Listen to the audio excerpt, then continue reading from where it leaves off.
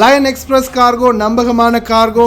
இதோ நீங்களும் தொடர்பு கொண்டு உங்களுடைய கார்கோ பொருட்களை அனுப்பலாம். 90 93 61 67 தொடர்புக்கான இலக்கம் 66 16 84 14. இன்னொரு இலக்கம் 55 17 27 47.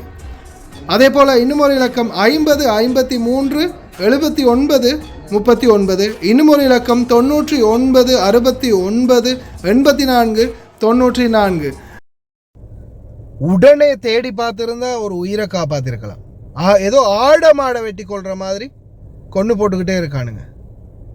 கணக்கே இல்லாமல் இருக்குது அரசாங்கமும் அரசாங்க அதிகாரிகளும். அஸ்ஸலாமு அலைக்கும் வரஹ்மத்துல்லாஹி வபரகாத்துஹு. அன்பார்ந்த அனைத்து உறவுகளுக்கும் இனிய மதிய வணக்கம். உண்மையிலேயே மனசுக்கு மிகவும் வேதனையாக இருக்குது அரசாங்க அதிகாரிகளுடைய அசம்பந்தத்தனத்தை நினைக்கும் போது. உங்களுக்கு தெரிஞ்சிருக்கும், கடந்த காலங்களில் நம்ம தொடர்ந்து பேசினோம் தம்மிகா கூரை அப்படின்ற இந்த அம்மாவுடைய மரணத்தை பற்றி. இந்த அம்மாவுக்கு சுடுநீர் ஊற்றி கையில் அடித்து கொடுமைப்படுத்தி சாப்பாடு தண்ணி இல்லாமல் சித்திரவதை பண்ணி பாத்ரூமில் அடைச்சி கடைசியில் எந்த ஒரு வழியும் இல்லாமல் அதிகாரிகளுக்கு எத்தனையோ தடவை இன்ஃபார்ம் பண்ணியும் கம்ப்ளைண்ட் பண்ணியும் இவங்களுக்கு எந்த ஒரு நியாயமும் கிடைக்கல அப்படின்னு அவங்களுடைய மகளே சொல்லியிருந்தாங்க ஒரு மீடியா கான்ஃபரன்ஸில். கடைசியாக இந்த அம்மா என்ன செய்கிறாங்க, தாங்க முடியலை, இதுக்கு மேலே இருந்தால் நான் பசியிலேயே செத்துருவேன் அப்படின்ற நிலைமைக்கு போனதும் அந்த வீட்டை விட்டு வெளியே போகிறாங்க. போய் ஒரு பள்ளி ஓரமாக நிற்கிறாங்க. போலீஸ் வருது, போலீஸ் பிடிக்குது, மறுபடியும் கொண்டு போய் அதே கஃபீலுக்கிட்ட ஒப்படைக்கிறாங்க. அதே அடி துன்புறுத்தல் எல்லா என்னென்ன செய்யணும் அநியாயம் எல்லாம் செய்கிறாங்க. உடனே மகள் மறுபடியும் போய் வெளிநாட்டு வேலைவாய்ப்பு பணியகம் குருநாகலில் போயிட்டு என்ன பண்ணுறாங்க, மறுபடியும் கம்ப்ளைண்ட் பண்ணுறாங்க. இந்த மாதிரி ஆகிட்டு அம்மா திருப்பி அதே வீட்டுக்கு கொண்டு போயிருக்காங்க. அம்மாவுக்கு என்ன வேண்டாலும் நடக்கலாம், தயவு செய்து எப்படியாவது காப்பாற்றுங்க. உடனே வெளிநாட்டு வேலைவாய்ப்பு பணியகம் என்ன செஞ்சுருக்கணும், தூதரகத்துக்கு அறிவித்து தூதரக அதிகாரிகள் உடனடியாக அங்கே அனுப்பியிருக்கணும். வெளிநாட்டு வேலைவாய்ப்பு பணியகம் சொல்லியிருக்காங்க நாங்கள் தூதரகத்துக்கு அறிவிச்சிருக்கோம்னு. ஆனால் தூதரகம் அந்த நாட்களில் விடுமுறை கொண்டாட்டங்கள் மற்றும் அந்த அவங்களுடைய அந்த தன்சல் மற்றும் அந்த இது இருக்கு இல்லையா, புது வருஷ கொண்டாட்டம், அந்த நிகழ்வில் பிஸியாக இருந்திருக்காங்க ஒவ்வொரு அதிகாரிகளும். யாருமே போகவும் இல்லை பார்க்கவும் இல்லை. கிட்டத்தட்ட கம்ப்ளைண்ட் பண்ணி 21 நாளுக்கு பிறகு அந்த வீட்டுக்கு தகவல் போகுது. எப்படி, உங்களுடைய அம்மா தூக்குமாட்டி இறந்துட்டாங்க, அவங்களுடைய சடலம் தற்போது பிரேதாரையில் வைக்கப்பட்டிருக்குது. பிரேத பரிசோதனைக்கு பிறகு நாட்டுக்கு அனுப்பி வைப்பாங்க. இது சம்மந்தமாக மறுபடியும் கம்ப்ளைண்ட் ஒன்று பண்ணுறாங்க. இந்த மரணத்தில் எங்களுக்கு சந்தேகம் இருக்குது, அம்மா இப்படி இறந்துட்டாங்க, அம்மாவை இவங்க தான் கொண்டிருக்காங்க, ஏன்னா அம்மாவுக்கு ஆல்ரெடியே நிறைய அநியாயங்கள் அந்த வீட்டில் இழைக்கப்பட்டிருக்குது அப்படின்னு.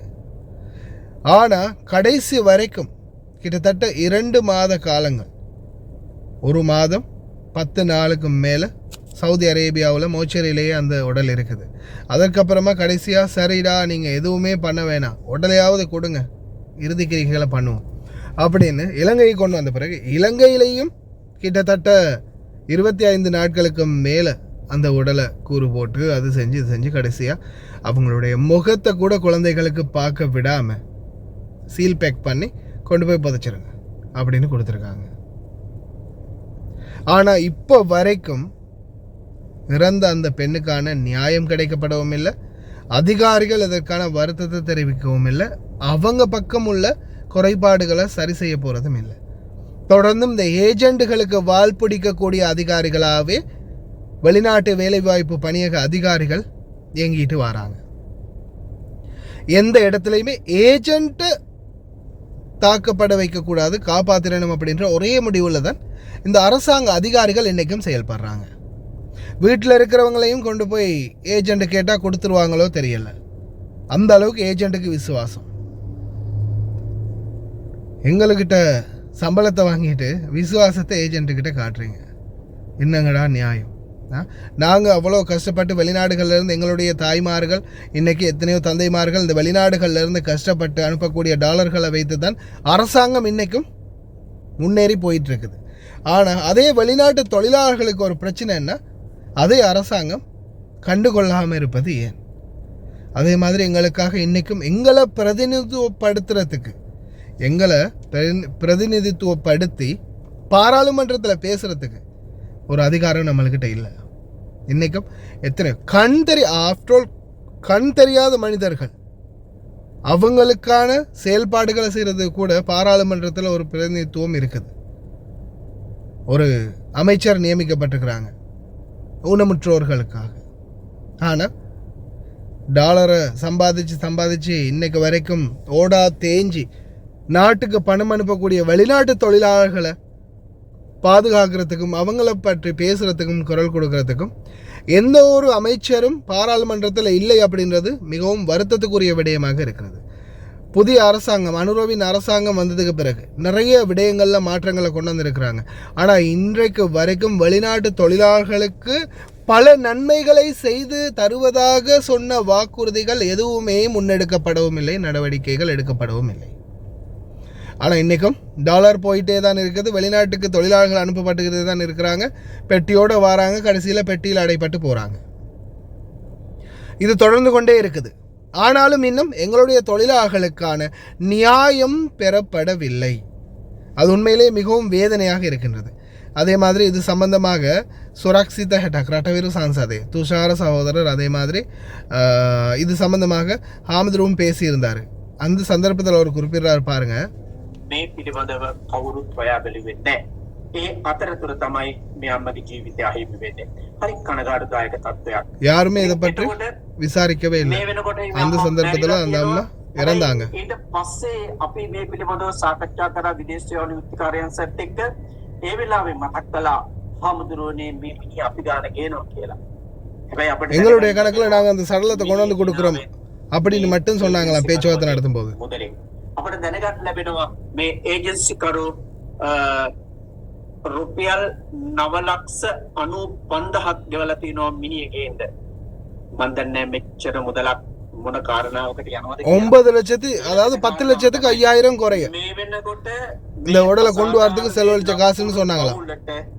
රුපියල් 30,000ක මුදලක් විතරක් දානය වෙනුවෙන් දීලා තියෙනවා. හැබැයි තාම මිනිහ ස්පිරිතාලේ මෙතෙක් ඒ පවුලට කිසි සාධාරණයකට වෙලා නැහැ. ඒ ඒජන්සි කරු විසින්ම මාස 3ක වැටුපක් දීලා තියෙනවා. එතකොට 3 மாசத்து சம்பளமும் கொடுத்துட்டு 30,000 ரூபாய் கொடுத்தாங்களாம் அந்த இறுதி கிரிகைகள் செய்யறதுக்காக. යොමු කළා කියලා මේ අසරණ පවුලට දෙන්න.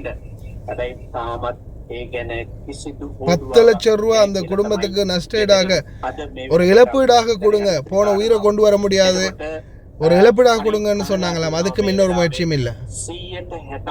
160% வெளிநாட்டு வருவாய்களை வெளிநாட்டு நாணயங்களை நாட்டுக்கு கொண்டு வரக்கூடிய இந்த தாய்மார்களுக்கான எந்த ஒரு சாதாரணமான நடவடிக்கைகளும் அவங்களுக்கு எதிரான வன்முறைகளுக்கு எதிராக போராடக்கூடிய எந்த ஒரு நிர்பந்தமும் தற்போதைய வரைக்கும் இல்லை. මේ පිළිබඳව දැනුවත් කරන්න. ඊට අමතරව අපිට දැනගන්න ලැබෙනවා විදේශ රැකියා අමාත්‍යාංශයේ ඇත්තටම ලංකාවෙන් විදේශගත වෙන කිසිවෙකුගේ හරියම තොරතුරු නැහැ කියලා අපිට දැනගන්න ලැබෙනවා. வெளிநாட்டுக்கு செல்லக்கூடிய யாருடைய எந்த ஒரு தகவலும் தற்போதைக்கு வரைக்கும் இல்லை அப்படின்றதுதான். ලංකාවේ කැඳුම්කරු හරියටම මාස 4ක් ගත වෙච්චි කුඹඩ ප්‍රදේශයේ ධම්මිකා කුඩේ කියන මවගේ මృతදේහය පශ්චාත් මරණ පරීක්ෂණයෙන් නිමාවෙන් පස්සේ මේ වෙනකොට මිල්ගොබ රෝහලේ සිට නිවස කරා රැගෙන ආවා. ඉතින් එහි ஹாஸ்பிட்டல்ல இருந்து வீட்டுக்கு கொண்டு போறதுக்காக உடல் எடுக்கிறதுக்கு போயிருக்காங்க. 100% සලාත කරේ නැහැ. මොකද අධිකරණ කටයුත්තක් යන නිසා එහි මෙල්ලේ පටල සාම්පල් සහ අත්මාව සහ ඒ වගේම වෙනහළු වකුගඩු වල කොටස් නැවත පරීක්ෂණයකට යොමු කරා. ඉතින් ඒක නිසා මේ වෙන විට මොකද දේහයේ තිබිච්ච ආකාරයත් දින ගණනක් අවුවේ තිබිලා ඒ වගේම අතරම කොත් මේ මවගේ දේහ විකෘති සහගතව තමයි ලංකාවට එවලා තියෙන්නේ. ඉතින් මේ වෙනකොට මැරිච්ච විදියක් මැරුණු ක්‍රමයක් இந்த அம்மாவுடைய உடலை வந்து ලෝක තාක්ෂණය දිනුනුයි චන්ද්‍රිකා තාක්ෂණය කරා ஃபுல்லாக அங்கேயே வச்சு உடலை கூறு போட்டு ஏதோ துண்டுகளை துணிகளை அனுப்புகிற மாதிரி எல்லாத்தையும் பேக் பண்ணி அனுப்பியிருக்காங்க. இங்கே வந்தது பிறகு இன்னமும் அந்த உடலில் ஒவ்வொரு பகுதிகளை பாகங்களை எடுத்து பரிசோதனை பண்ணிக்கிட்டே இருக்கிறாங்க. கடைசியாக சீல் பேக் பண்ணி உடலை கொடுத்துருக்குறாங்க. இது சம்மந்தமான டீட்டெயில்ஸ் வந்து நாங்கள் விரைவில் கொடுக்குறோம் அப்படின்னு மட்டும் சொல்லியிருக்கிறாங்க. ஆனால் இன்னும் எந்த ஒரு இதுவும் சப்மிட் பண்ணலை. அரபு நாடுகளில் வந்து கடைசியாக எங்களுடைய தாய்மார்களும் சரி, சகோதரர்களும் சரி, சகோதரிகளும் சரி, இன்றைக்கும் ரிட்டர்ன் ஒன்று போகும்போது ஏதாவது ஒரு நோயோடு போகிறாங்க, இல்லையா வயதாகி போகிறாங்க, உடல் ஊனமுற்ற நிலைமையில் போகிறாங்க, இல்லையா உயிர் இல்லாமல் உடல் மட்டும் நாட்டுக்கு போகுது. தற்போதைக்கு வரைக்கும் ரொட்டைன் அன்றிலிருந்து இன்றைக்கு வரைக்கும் என்ன ஆரம்ப காலங்களில் இதை பற்றி வெளிக்கொண்டு வரல, யாரும் இதை பற்றி பேசலை. இப்போ சமூக ஊடகங்கள் ஆகிய நாங்கள் இதை தொடர்ந்தும் வெளிக்கொண்டு வரோம், பேசுகிறோம். ஆனால் எந்த ஒரு நியாயமும் பெற்ற பாடில்லை. இதுக்கு என்னதான் வழி, என்னதான் முடிவு அப்படின்றதும் தெரியுதில்லை. ஏன்னா எங்களை பற்றி எங்களுக்காக குரல் கொடுக்க யாரும் இல்லை. ஒன்று பாராளுமன்றத்துக்கு நான் போகணும், இல்லையா என்ன மாதிரி இருக்கக்கூடிய யாராவது சமூக ஆர்வலர்கள் போகணும். நம்ம தான் உள்ளே போய் பேசணும் போல் இருக்குது. வேறு யாரும் பேசுகிறதுக்கு ஆளுங்களும் இல்லை, போகவும் மாட்டாங்க, நம்மளை பற்றி விசாரிக்கவும் மாட்டாங்க, கேட்கவும் மாட்டாங்க. ஏன்? அவங்களுடைய வேலை சரியாக நடக்குது. மாதம் முடிஞ்சால் டாலர் நாட்டுக்கு போய் சேருது. அதே மாதிரி குடும்பங்களும் அதே நிலைமை தான். குடும்பங்களுக்கு மாதம் முடிஞ்சால் பணம் போய் சேருது. ஆனால் அந்த பணத்துக்காக நாம் இந்த நாட்டில் படக்கூடிய கஷ்டம் என்னன்றது நம்மளுக்கு மட்டும்தான் தெரியும். படித்த இறைவனுக்கு தெரியும், வேலை வாங்குகிற கஃபீலுக்கு தெரியும். சொல்கிறதுக்கே ரொம்ப கவலையாக இருக்குது. இந்த மரணங்களை பற்றி எக்ஸ்போஸ் பண்ணும்போது மனசுக்கு ஒரு மிகப்பெரிய ஒரு பாரத்தை கொண்டு வந்து அப்படியே உள்ளே இறக்கி வச்ச மாதிரி இருக்குது. வார்த்தைகளே இல்லாத நிலைமையில் இருக்குது.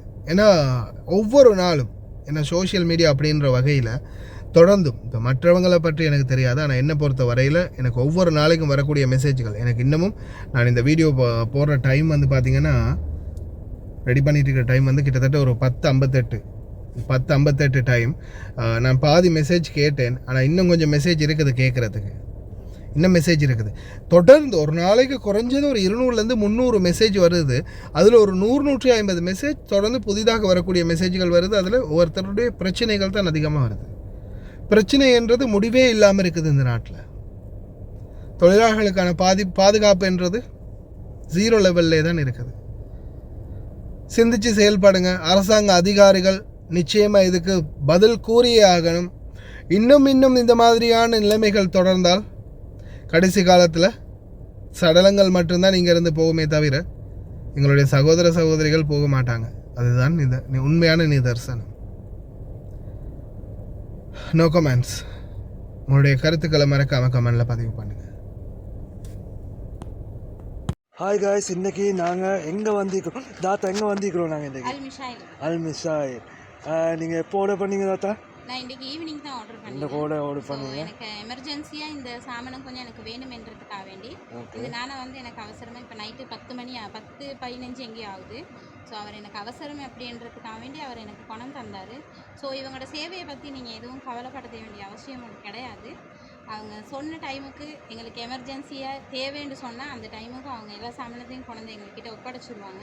ஸோ காய்ஸ், நீங்களாக இருந்தாலும் தாராளமாக எந்த ஒரு பயமும் இல்லாமல் இவங்களோட கார்கோவாக இருக்கட்டும், கார்கோவும் இவங்க செய்கிறாங்க. ஸோ ஜெமியாவும் இவங்கள்கிட்ட இருக்குது, காகில் குக் சிட்டி ஒன்றும் இருக்குது.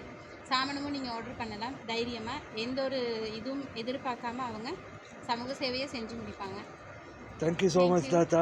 தேங்க்யூ. இந்த தாத்தாவோட ஆர்டர் வந்து இதுதான்.